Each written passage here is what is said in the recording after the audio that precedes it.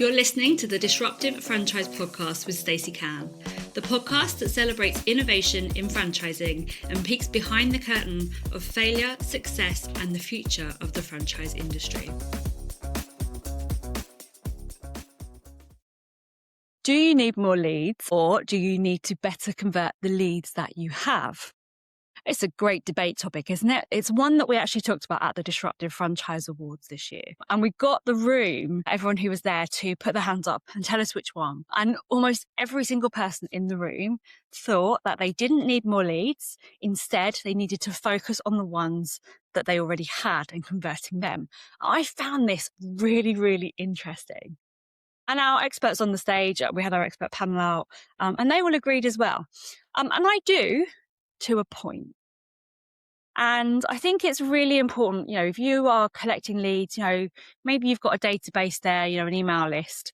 And of course, your priority is going to be taking those people because they already know you. They already hopefully like you. They probably trust you in part, which is why they've given you their data. And so you kind of want to look at that and kind of go, well, from a marketing point of view, half the job is done. They already know who I am. And it's that 80-20 kind of ruling that we always want to go to, isn't it? 80% of our sales are going to come from 20% of our data. So I absolutely agree in principle that you should be focusing on converting the leads that you have. But there's a big part of me that disagrees as well. So I kind of wanted to unpick this in this week's episode because this is so relevant to every single business, isn't it? Not just franchisors, but franchisees, business owners. Okay. Very often I work with franchisors and they have a list already. Maybe they've got 300 people on that marketing list, 300 leads or 500 leads or even 1,000 leads, which are people who have joined their list, downloaded their brochure and shown an interest in, working with them in some way. And then from a franchisor point of view, shown an interest in obviously, becoming a franchisee or, from a business point of view, like buying your thing. So of course it makes sense to try to convert those people. And particularly in franchise, like if we go back to the franchisor hat for a second, we know that actually it can take like a good 6 to 12 months from somebody showing initial interest to becoming a franchisee. So of course we want to get that nurture piece right. And it does make sense. It's much cheaper for us if we've already got those leads to try to convert them. But what if, just to play devil's advocate here, what if those leads, so that data has been sat there for like 4 years already or 3 months and they're not even opening their emails? So I actually think the nuance here is that it depends on the quality of the leads that you have generated in the first place. Hear me out. Let's say, for example, you are selling a service to somebody. Let's stick with franchise. Okay, look, you're trying to sell a franchise to somebody who, it's going to improve their life, whatever the franchise is for. It's probably a service-based franchise and you're trying to tempt them to leave their job. Well, maybe they signed up at a point where they'd just been overlooked for promotion and they were absolutely burned out and they decided that they couldn't do this job anymore. They definitely wanted to, get information on becoming a franchise. That makes sense. But then let's say maybe 6 months later, they did get that promotion and they wouldn't even dream of leaving their job. Are you right to continue to try and win that person over when they are essentially unwinnable? Or, from a franchise brochure point of view, sticking with franchisors for a sec, you get an awful lot of people who are just a bit fed up, or you catch their eye in a certain moment in time and they download the brochure and they have absolutely no intent to buy at all. They're just caught in a moment. They just get caught up. Or, from a sales, business point of view, somebody does a massive launch campaign. They have all these bonuses and it looks really like shiny and beautiful.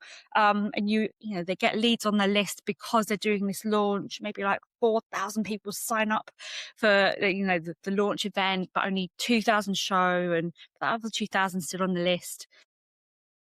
I mean, you can flog a dead horse all you want. You're not necessarily going to convert those people because they were caught in a moment in time. And so the more effort that you put into just focusing on converting the leads that you have, personally, I think the more opportunity that you miss, over on the horizon. So it comes down to how well you qualify those leads in the first place. How we work at Impact Franchising, the agency, is we have almost like a base level, like, yes, they're a lead. So they download a franchise brochure. Yep, they are a lead. They go into our system and we nurture them. But we don't actually qualify them until they've qualified themselves. So we don't really seriously treat them as a serious lead until they go through step 2, which is registering their interest. Point where somebody gives you additional information, like, they tell us about their personal situation or why they think that they're suitable for the franchise, but they have to show intent, basically, more than just click the thing and download the thing. Once they've done that, then yes, absolutely, then we should focus on trying to convert them. What we see through the agency is only about 30% of all of the leads that we collect actually go on to self-qualify as intentional. Are you going to waste your time on the other 60%?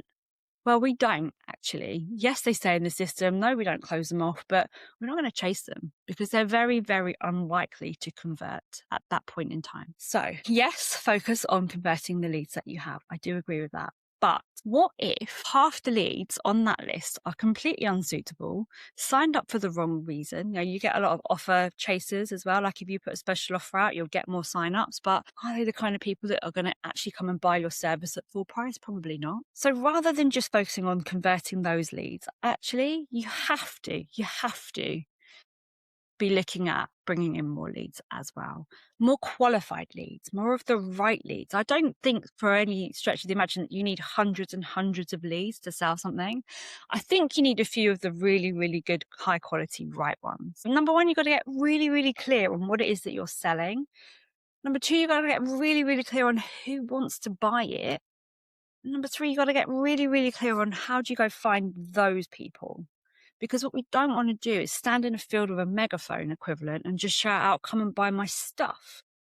That's not going to convert, even on your email list. And also, in terms of how we go and get those leads, I think this is also really, really important. The more personal touch you can put out, the higher touch your voice, you're going to bring more of the right people in because they're going to resonate with you. It's like this podcast. If you're listening to this podcast, you either love me or you hate me. You're going to be on my list or you're not. You choose. That's okay. But what we don't want to really do is shout in the megaphone and get everyone kind of signed up and then really struggle to convert them. Instead, what we kind of want to do is have more of a personal touch element to it. We want to share our opinions. We want to put our points of view across. We want to talk about, the actual inner workings of the thing that we're selling so that the person who needs it can hear it and come towards you. So social media, for example, very, very we're pushing out our message. But what we want to do is flip that around.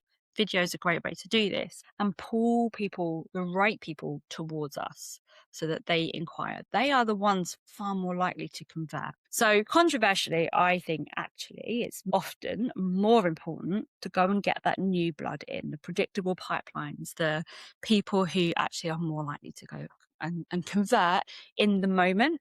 Because not everybody needs 6 months to make a decision. Not everybody needs to be nurtured to death on your list. Actually, the right person at the right time is so much more valuable. So there, I don't agree with everybody. And interestingly, so we asked that question, and then about an hour later, I stood on stage. And I asked the room who had to stay standing if you had a predictable pipeline. And about 2/3 of the room sat down because they didn't have a predictable pipeline. So if you don't have the people coming in at the top of the funnel, you can't afford to just try and convert the ones that are on the list.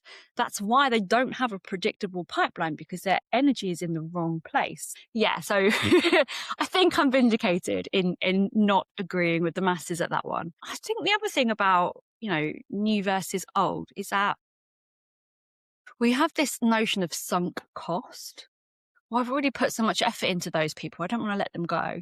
I see this with franchisors that I work with at the agency too. So we set up a whole new funnel system for them, a whole new pipeline. And the inevitable question from any existing franchisor that I work with is, well, what do I do with these old leads in my old system? And we've experimented with this. For some, we've tried to import all of the leads and see what happened. Let me tell you, every single time without fail, it just muddies the conversion rate because you've got dead, contacts on those lists. And also it depends how clean those lists are as well. If you are not regularly cleansing your list of people who aren't opening your emails, etc., It's pointless. We've also gone out in campaigns with other franchisors and said to the existing list, like, we're moving, we've wrapped it nicer than that, but essentially we're moving. I'm not going to keep contacting you here. If you are still interested in the franchise, come over here. So what we do is we reinvigorate them, we reactivate them and get them through the top of the funnel again into the new list. And by doing that, what we do is we get them to self-qualify, still interested. It keeps the conversion rate nice and accurate as well, because they have shown interest in the last, couple of days rather than the last couple of months. So that's a really good way to do it if you're not sure how to proceed. And the other thing that we have conversation-wise in the agency is that after 3 months of nurturing, we stop contacting the lead.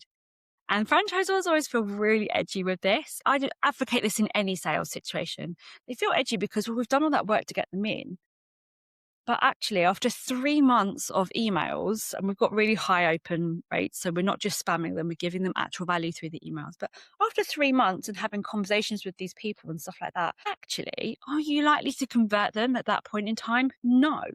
So to send them a breakup and be like, we're not going to contact you anymore, it either spurs them into action and they reinvigorate themselves and they jump on a call, or they disappear and we put them in the abandoned pile. And you're far more likely to bring those people back through your marketing campaigns. You'll say something on the right time at the right day and it just hits their message again and they go, oh yeah, and they'll come back themselves. So that's my 2 pence on the debate, whether you should focus on existing conversions or you should go and get new leads in. Let me know your thoughts in the social comments. I'd love to know how you feel on this one. It's quite an emotive topic. And that's it for this week. I'll see you next time. This episode was brought to you by Impact Franchising, the agency who offer predictable franchise growth done for you. If you have loved what you've heard, please go and help other people find it by hitting the subscribe button and liking the episode. See you on the next one.